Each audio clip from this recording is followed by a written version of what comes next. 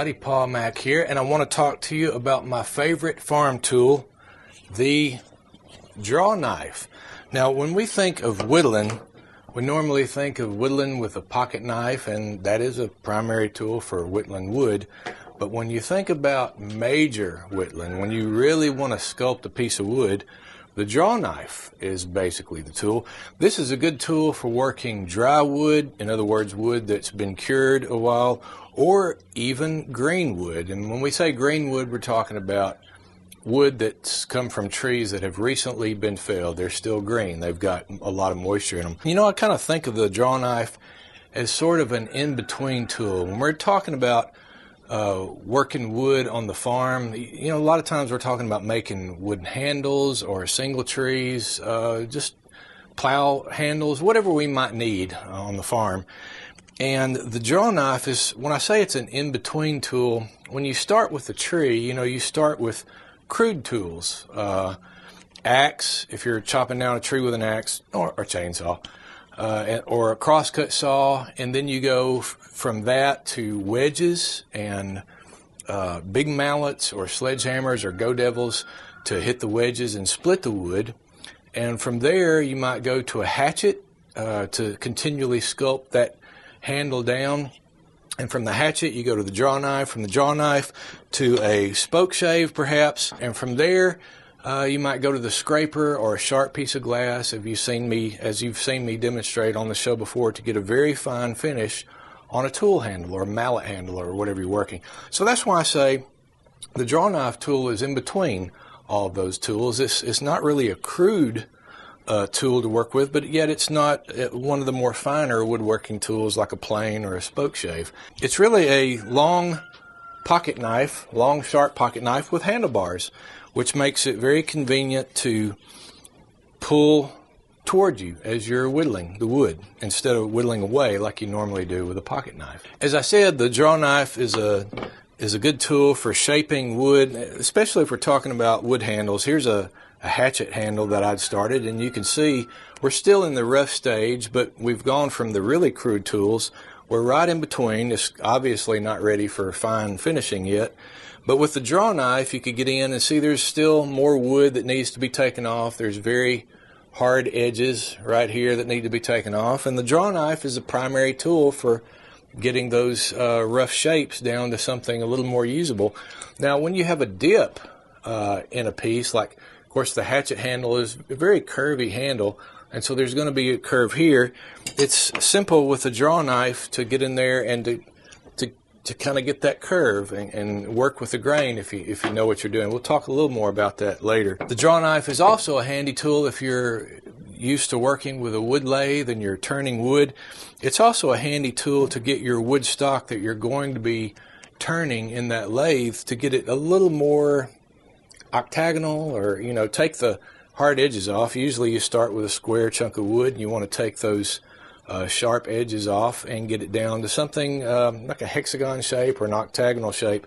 Before you put it in the lathe, the Drawknife is a great tool for getting that rough shape less rough. The Drawknife is also a very enjoyable tool to use. I do demonstrations from time to time at homestead conferences or festivals, and I will set up my little woodworking farm, old-time farm demonstration, and I'll have my shaving horse there, and I'll have a Drawknife there, and I'll allow the kids to cross over the safety ropes and sit on the shaving horse, and kids love the Drawknife. As a matter of fact, sometimes it's kind of hard to get them off there and get them moving on to the next thing. But when I was a kid, this was one of the first tools that my daddy showed me how to use.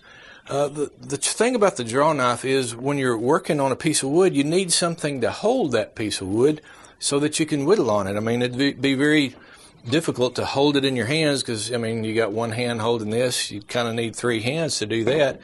And when I was young, I didn't have a shaving horse that I have now, and I would just use a vise, kind of like this one that sat on my daddy's workbench, and I would put my stock in here and just kind of whittle on it that way. The problem with a vise, though, is you got to undo it and then turn the wood over when you're ready to do the next side, and then tighten it back, and then whittle, 3 or 4 strokes, and then you're ready to take it out. Turn it again. Just a lot of turning when you're using a vise. It's really awkward to use a vise when you're using it in conjunction with a draw knife, which is why it makes the shaving horse a much better tool. Basically, the shaving horse, you know what it is? All it is a foot-powered vise.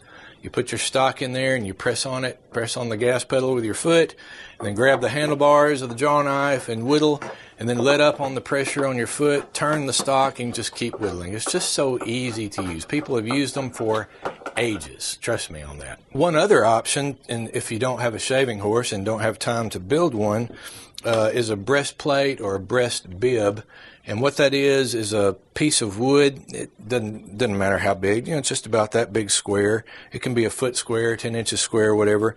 A lot of times they'll put a leather strap around it where it goes around your neck, like a bib, and it sits here on your chest, and it might have an indentation in it that would hold the stock of wood in the indentation, and then with pressure you could push on the table or a bench or a tree or whatever and work the draw knife like that. So breast bib, breastplate, that would also be something you could use if you didn't have a shaving horse. Now, as you probably are aware of, there's no physical adjustment as to how much wood you can take off with a draw knife, because there's no guide that adjusts the depth of your cut. So, it's pretty tricky to use. There is a little learning curve to being able to not take off more wood than you wanted to take off, especially if the grains are moving different directions. So, and that's the neat thing about a spoke shave, is it does have a guide, and you can set the depth of the blades that only takes off a certain amount no matter what the grain is doing. The same principle with a plane or whatever, spoke shave. But the draw knife is not that way. It's just open to the wind, and what you whittle off is what you whittle off. So it takes a little finesse to learn to use it, but it is simple to use and fun, like I said. Now, draw knives come in a variety of shapes. That's what you're going to see when you look at the flea market and the auctions at these draw knives. Some of them have basically a straight back. This one's got a very, very straight edged blade and a flat bevel. Some of them have different shaped bevels. We'll talk about the bevel a little more in a second. Here's one with a curved blade. This one has kind of a curve here and a sloping down handles there. I already picked that one up, didn't I? And then some are larger for, heavier duty work. Like this one, I have seen them larger than this, are good for peeling the bark off of trees. If you're going to use poles for making your rafters in your pole barn or whatever, and you wanted to peel those poles, this would be the item to do that with, a larger draw knife. Another curved one there. This one is somewhat flat, a little bit of a curve, but a very narrow knife. You certainly wouldn't want to strip the bark off a tree with this one. There's also one called a hollowing knife, or a Cooper's shave, or a Swiss Cooper's hollowing knife, whatever you want to call it. I've got an example of one here, and you can see that it might be slightly curved here, and we got the little angles here, but the beauty of this one is that it's curved this way. The actual bevel is curved in an arc like this. You say, what in the world good is that for? Well, as you can tell, it's for making dished out cuts on something. Well, what in the world would you want a dished out cut with? Well, for instance, in the old time skill of coopering, the cooper, who would make barrels or staves, kind of like my trash keg here. It's not really a barrel, it's more of a keg. But the staves are each piece of wood that a barrel or a keg is made from, and those have a curved outer edge and they have a curved inner edge, and this would be the perfect tool for whittling the inner edge of that stave, basically roughing out the stave. You'll do your finer, the cooper would do his finer work later. And then if you turn it upside down, you could carve the outside edges of the stave and get them dished and get them curved like that. Also, from time to time, if let's say you're into making a chair and you want that chair seat to have kind of a scoop in it, a curved draw knife would be the thing to use, or maybe you're making a dough bowl for your wife to knead her dough with. You'd also need that dished out. The problem with the Cooper shave here, or the Cooper's draw knife, is that your hands get in the way if the stock is big. If you've got a big chair seat, well, your handles get in the way and you can't really get them down there to dig. And in that instance, you would use this, an inshave, also known as the scorp, S-C-O-R-P. And you'll notice this one, the handles are out of the way so that you could get that. You see, it's got the curved bevel. It's just like the Cooper shave there, and you could actually get down and scoop out a dough bowl, or a gigantic spoon if you wanted to make that, or the curve in a seat, so that you were very comfortable when you're sitting down on your flat back chair that you make yourself. There's also one draw knife I found, and this is a pretty big one too, but it's got an unusual, I don't know if you can see that, it's got an unusual notch in the center here, like a V notch, and the V notch is also, the bevel goes like this, and then down to the notch, and then up again. I'm really not sure, not exactly sure what this was for. I have a guess. It might have been used to shape spokes if you didn't have a spoke shave, and it could be done. It certainly could be used for that. I don't know why not. If you know why this one has a bevel in it, leave it in the comments below. I'd love to read about that. Now, as I said earlier, the draw knife has one bevel on one side. Now the big question is, do you use it with the bevel up or with the bevel down? That's a question that can start fights depending on who you're asking or who's telling you. And I say it depends on what type of whittling you're doing. If you are doing whittling that involves making concave cuts on something, like you're trying to curve out a handle, kind of like on our hatchet handle blank there, you would want to use the bevel side down because it can have that curving action. You can get that curving action. Otherwise, the straight edge is in the way. It's awkward to try to curve out. It just doesn't work that way, and that's why you would want the bevel down as you're whittling concave things.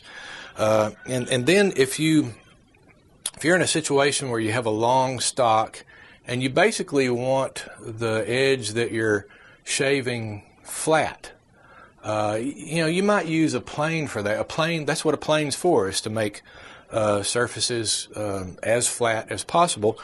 But if you wanted to use the draw knife to do it, you would use it with the bevel side up to make that flat cut. And basically, it's just riding along, shaving off the high spots. Because you would want to, with the bevel up, you would want to keep the flat side pretty much against the stock as you're shaving. And it's just, as I said, shaving off the high spots. Most things I do, I tend to do it with the bevel side down because I just like that control. You can, after you get used to the draw knife and using it a while, seem to have a lot more control. I seem to feel like there's a lot more control when you have the bevel side down, so I generally prefer it that way. Another thing that matters is the shape of the draw knife handles, because some draw knives are made to be used bevel side down, and some of them are made to be more comfortably used with the bevel side up, and it really depends on the angle of the handles. These handles here are pretty much parallel with the flat back of the draw knife. I've got it bevel up right now, and they're pretty much like that. I've got some other examples here that may have a little curve to them. You can see that the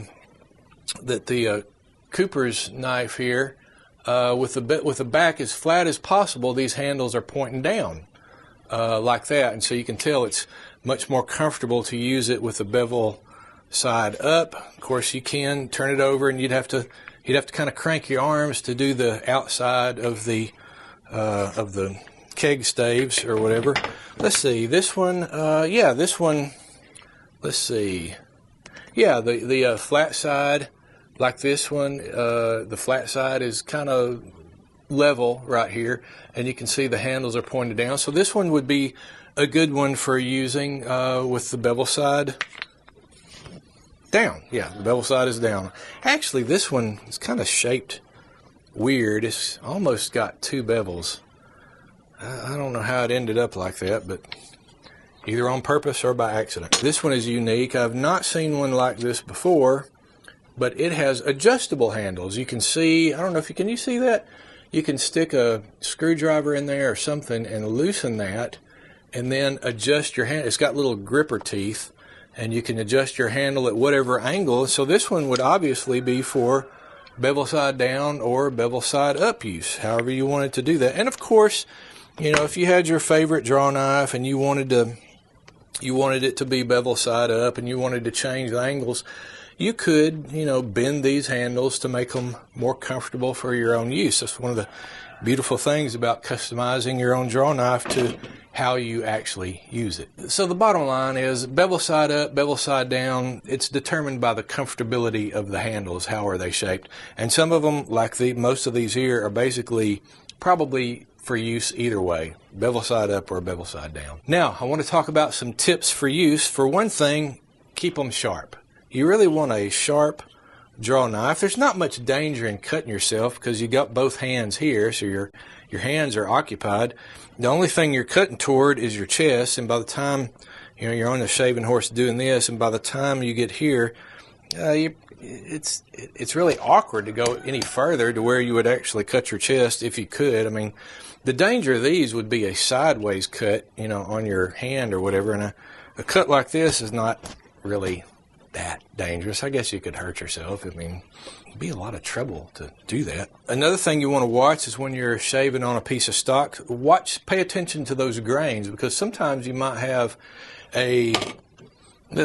just use this one for instance. You might have a square stock of wood, but the grains are actually traveling down, even though the wood is shaped this way, the grains are going down.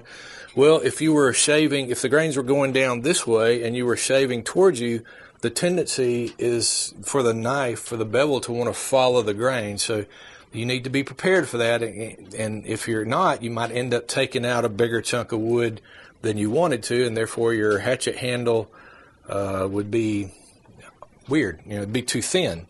So you got to watch the grains on whatever you're shaving on. And also, when you're shaving on a shaving horse or whatever, you kind of want to use your back and not only your arms. It gives you a little more momentum, and plus, you're definitely not going to run it into your chest if you're using your back, because your arms aren't doing all of the action there. Another tip is sometimes there's moments when you need to use a skewed action. In other words, you turn the draw knife more at an angle, especially if you run into knots that you didn't expect in a piece of wood, rather than just bang, bang, bang, trying to work through them and then forcing something to where you take out more wood than you should. If you'll turn the knife to get more of a shearing action, it tends to glide over the knots a little bit better. Of course, knots you never know what you're dealing with when you run into a knot, but doing that skewed action will help you just a little bit better dealing with rough spots. And you can also, there are times I'm trying to make a little curved section here, and there would be times where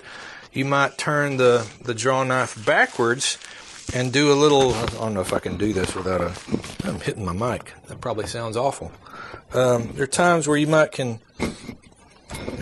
can't do a little push action in the shaving horse like that, and shave a little bit like that. So, you can, do whatever you want there. Now, what to look for when I bet you're shopping for a draw knife. I bet now, after having seen mine, you want one for yourself. I wouldn't blame you. I don't blame you a bit.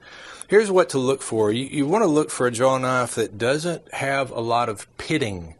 We've talked about that with other tools. Pitting is when it's so rusty that you have little holes they're kind of like craters that form in the rusting, and those they're holes, they're craters. And even if you were to grind it smooth, the last thing to go are the bottom of those pits, which still have rust in them. And there could be heavy pitting, or there can be light pitting. Sometimes you can deal with that. But if you're out shopping for a draw knife, why not get a good one to begin with unless you just really like restoring them. So try to find one that, it can be rusty, but just try to find one that doesn't have a lot of pitting that you'll have to deal with. Another thing is try to find a blade, a draw knife that doesn't have a lot of nicks or chips in the blade where somebody, you know, dropped it and it hit another piece of metal, or, you know, kids were using it like an axe or whatever and hitting it on concrete. So try to find one that doesn't have, you know, damage to the bevel parts. And also, as far as the back is concerned, you can't see this, but the one I'm holding here, it looks like somebody has hit it. Looks like somebody hit it with a hammer and has the back all kind of mushroomed out, and it's, if you can see it, it's kind of mushrooming this way and mushrooming, well, it's not too bad that way, but it's, which makes the back not flat anymore because you got that ridge where it's mushroomed. And when you're tuning these up or sharpening them, you're going to want, especially if it's rusty, you're going to want to make that back shine again. Now you don't want to, you only want to sharpen, we're going to talk about sharpening on another video, but you only want to sharpen or grind on the bevel side, sharpen the bevel side. But there are times where, especially if you're refurbishing an old one, you need the back to be shiny and smooth, and you don't need any rust on it. You don't, especially don't need any pitting on it, because the pitting would show up on the bevel side when you went to sharpen it. So because this is mushroomed, I would, to refurbish this one, I would need to grind off that mushroom part so that I've got basically a flat edge again, and I can get that flat edge shiny. So bottom line is, when you're looking for a draw knife, make sure it's not mushroomed, make sure there's no nicks on it. And what else? The handles, you know, sometimes the handles are loose. This one has a, you hear that? It's slightly loose, but you could still use it. I mean, you could ignore that. The way these are supposed to be made is they've got sort of a lot of them have a cup. This one has a cup. Some of them have a, what looks like a flat washer with a hole in it. And these, I don't have one that doesn't have a handle on it right now, but basically if you were to take this handle off, you would see a long piece of metal, just a stick right there. It would be very awkward to hold on to. I guess you could use it without a handle if you wanted to. It just doesn't feel good, especially after, you know, 1,000 shaves on a shaving horse. So you want a nice handle that fits your hand, but these, as I said, this one has a little cup on it. The tang, which is what the metal thing, it's kind of like a, you know, it's kind of like a, do I have one? It's kind of like the tang on a file. That's called a tang. Well, this would have a long tang in it, just like that. And the tang sticks through that cup or that washer. Obviously, it goes through the handle, but at the end, you put the cup on, and then the tang is barely sticking up. And you would take a ball peen hammer, which is on the other side of the workshop, and with the ball part, you would just peen that down, P-E-E-N, P-E-E-N. You would peen that down until it mushrooms out and holds the cup in place and holds the handle tight so that it doesn't slip on you. Now, this one has lost the cup. I guess the little tang got so skinny, or the cup got so worn that the cup flew off, which is probably why it's moving just a little bit. You say, well, how would I fix that? Well, you got a few options. I mean, you could go ahead and take the handle off. You could cold hammer the tang back out to where it's got a longer shape. Either find a washer or whatever, put that on there, and then peen it back down so that it holds it tight. You know, there are sometimes I've seen these, like this one right here. I don't know if you can see this one. It's still got the cup here, almost a little bit loose, but not quite. This one, the cup is gone, but what they did was they just bent the tang over to hold. Can you see that? They just bent the tang over to hold the handle in place, which obviously does the job. So, you know, it depends on what level, how deep you want to dive into fixing one. I guess that will just about do it for my favorite farm tool, the Drawknife. We will cover draw knife sharpening in a future video. If you'd like to add to the discussion about draw knives, do so in the comment section below. I'd love to hear what you had to say about it, and maybe you know what that notchy little draw knife is for? Explain that to me in the comment section below. Remember to subscribe and, like the video if you like what we're doing here. And also, if you would like to support the Farm Hands Companion channel on a little bit deeper level, I am trying to make a living here, then please, I would ask you to go to Patreon and look up the Farm Hands Companion channel. I'll have the link at the end screen or in the description below. Go to the Patreon website, look up Farm Hands Companion, and see how you can better support the show. I've got a few extra clips, footage, behind the scenes things on Patreon that you might be interested in watching if you like the Farm Hands Companion channel. So consider being a patron and supporting the show. I just hit my mic again. I would deeply appreciate it. Thank you so much. Until next time, I'm Paul Mack with my favorite farm tool, the Drawknife. I'll talk at you later.